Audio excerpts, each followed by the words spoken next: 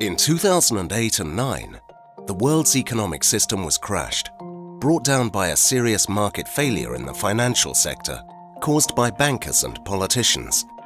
Workers across Europe were hit hard, jobs lost, savings depleted, public confidence shaken. Economic growth dropped almost 10%, deficits went up. Policymakers, bankers and business told us that Europe needed to be more competitive. Their fix for the economy was austerity and a brutal squeeze on workers' wages.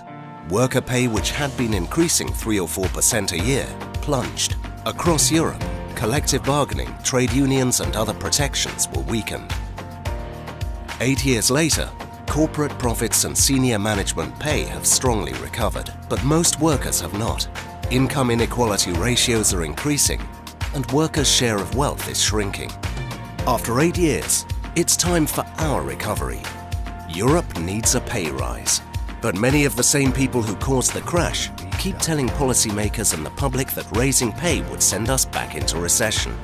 Many ordinary Europeans believe a pay rise will kill jobs. Is it true?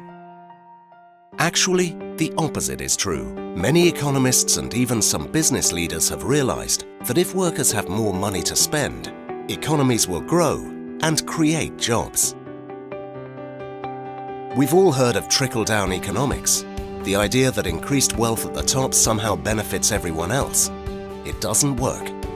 A pay rise for European workers will percolate up through the economy, the way a plant draws water from its roots.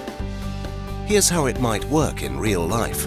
Meet Alex. He's a cleaner in a small factory. Through his union, he just got a pay rise. Alex has more money in his pocket, and now every Friday, he stops in at Anna's bakery to buy something sweet for his family. Business picks up at Anna's. She's confident enough that she decides it's time for a new bike. At Bruno and Paola's small bicycle factory and store, trade is brisk. They're even getting orders from outside the country. They add a second shift to keep up with the demand. There are many paths to Europe's pay rise.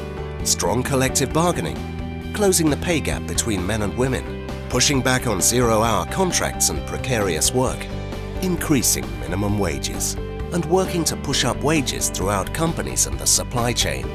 We're going to carry this message to European policymakers and employers, and online, in the media, and in our workplaces. You can find out more about the campaign and how you can get involved at www.payrise.eu. Europe needs a pay rise. It's time for our recovery.